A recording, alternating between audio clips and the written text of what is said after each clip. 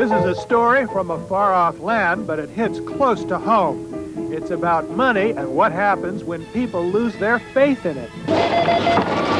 What's it like when prices suddenly go out of control and inflation explodes? You go through a crisis which is like a bang, and all of a sudden the pieces start to fall.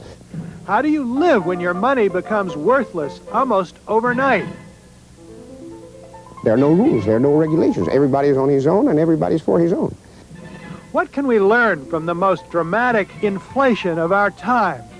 Triple-digit tango in Argentina, an Adam Smith's Money World special report.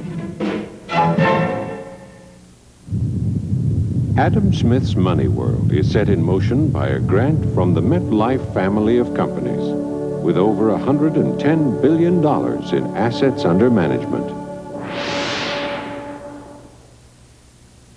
Adam Smith's Money World is funded in part by Unisys, the computer company that believes all your systems should work together to produce solutions that work for you.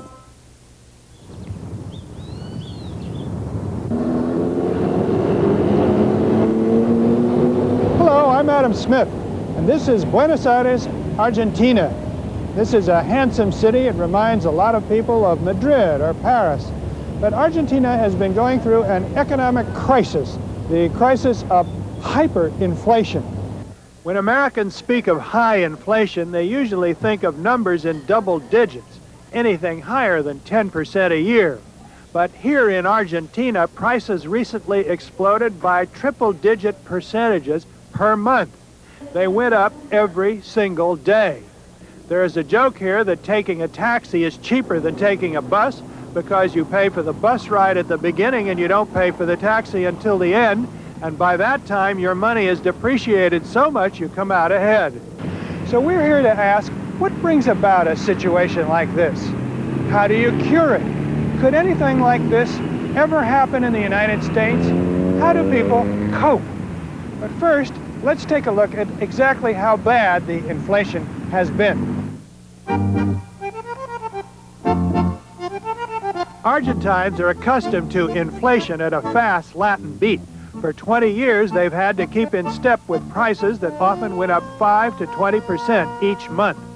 But in 1989, the tempo began to spin out of control. After rising 17% in March, prices jumped 33% in April and 78% in May.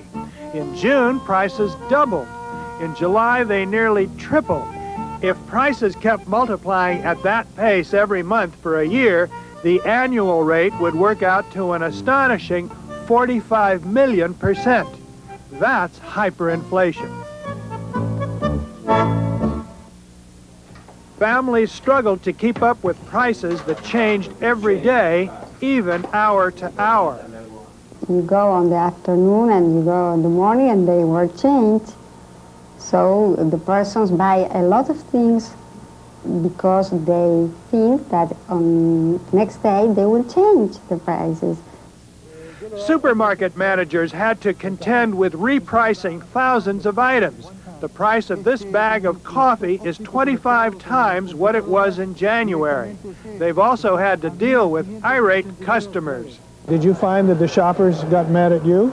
Muchas veces se enojaba, la mayoría de las veces. They're angry many times, a majority of the time. The public thinks the supermarkets were at fault in hyperinflation by marking up the prices just to get a better profit.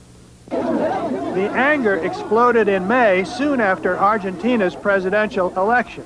Housewives were among those who looted supermarkets.